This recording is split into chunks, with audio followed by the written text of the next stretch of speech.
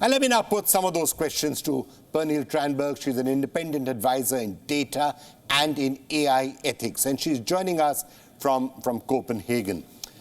Right, thank you so much, Pernille, for joining us. Look, we've been talking about AI risks in existential terms all this time, and superintelligence and Skynet, and the world is going to be wiped out. But there are other concerns too. Harari is talking about the manipulation of language and the shaping of realities. We saw this letter, by the way, being written, saying pause all research in AI for 6 months, at least black box research. What do you make of it? Do you agree with some of those concerns? Well, I must say I totally agree. I think there are two big risks here. And the one is that humans will be manipulated also by our feelings, by a very clever machine.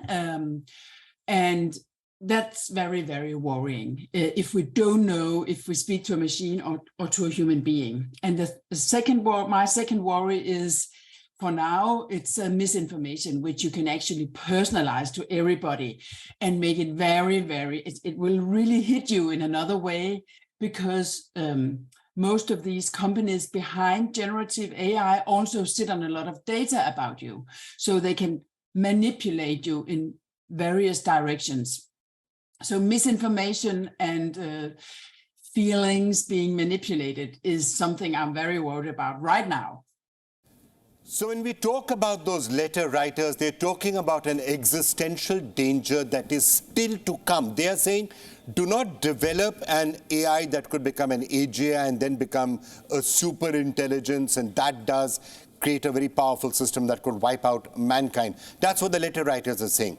But what you're saying is that even before you get to that stage, there are still very real risks present even today, even based with what AI is today. You're saying a lot of those risks are already playing out around us as we speak, and it's been happening for a while. Well, I will say, yes, it is already happening. We know that the Americans can't even agree whether who won the election because of manipulation of or misinformation, right? So we see that already now. We also see even very clever human beings like engineers working with generative AI, that they can be manipulated into thinking that they're talking to a 7-year-old. So if ordinary people use this generative AI, it must be so much more easy to manipulate them. So yes, I'm talking about what is happening right now. And all the more sci-fi visions, I leave to clever people like Harari and others who know a lot about how history has developed and know a lot about tech. So let's just try to understand. Mass media essentially had to go by journalistic guidelines. Now, you could say that those journalistic guidelines were not being followed, but what's happening is that everyone's been attacking mass media and saying this is fake news, this is wrong, the mass media, the mainstream media is biased. So what you're seeing today is, if you're a Trump supporter reading all of this stuff about the indictment, you will be shown lots and lots and lots of content that makes you further believe that this is what is happening and is being treated unfairly. And it's the reverse. If you're opposing Trump, you will be shown a lot of content that justifies that belief. If you're in India, if you're left-wing or right-wing, you will be shown content that further justifies or underlines your belief. That leads to polarization. What we seem to be having is almost a tribal society. We're going back to a tribal society where you believe to tribes, and algorithms have done that to us. AI has done that to us already. That's so true. And that's why in Nordic countries, I'm from a Nordic country, Denmark, and all Nordic countries, they have a very high state support for media, for publicistic media, because we know it's so important that we have high credibility towards some of those news. And that, I don't know how it is exactly in India, but we can see in the US, it's a very, very sad development. And it's probably one of the biggest threats to democracy, I would say. Yeah, but trust me, in India, if anything, it's even more extreme than the United States when it comes to polarization and the extent to some of the misinformation that is circulating. But let's just understand, why does this happen? Why is it that algorithms are pushing opinionated stuff to you? Is because if they are sending you stories that justify your own basic beliefs or resonate with your own beliefs, you're more likely to click on them. And if you click on them, the companies make more money. And that's why the algorithms are doing it. It's not because this is evil AI. This is algorithms doing their job and doing it really well, showing you content that you're likely to click on, and therefore making money for the companies. It's called clickbait. Yes, it is to get more money out of your reading or looking or watching or whatever you're doing. Yes. Yeah, so it's clickbait. So now what could happen is that as generative AI really comes up, it could become much, much worse, because now even the stories themselves, you don't know whether they are generated by humans or is generated by AI. Maybe AI is creating stories just to make you click it.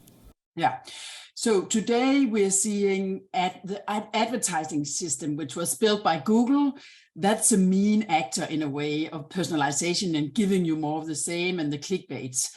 But with generative AI, it's much, much easier, and you can use other methods to get out to people and manipulate us in different ways. You will also use this system, but you can get much more out of the AI tools and produce very fast news you can use according to your opinion. Oh yeah, and what could make it even more out of control is that it's not just a question of the algorithm showing you stories that will justify your bias to get you to click on them. You're saying that the generated systems can, and almost certainly within the future, will be able to look at you, will be able to figure out that, okay, I know exactly how to write stories and to create stories in a manner that you can be manipulated into thinking in a certain manner or behaving in a certain manner or certainly clicking those stories. These stories do not exist. They're entirely fake, but they are being created and written in a manner to get you to watch them. Is that what you're saying? Yes, but of course, it depends on how much the various companies know about you. I'm very careful with my private data.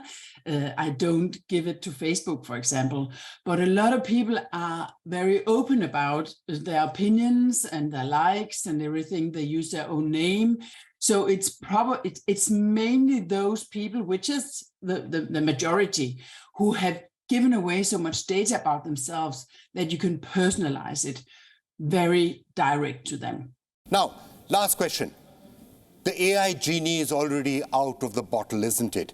So how are you going to put it back inside? Once it's out, how are you going to put the genie back into the bottle? Can it even be done? I think we can only do it by regulation.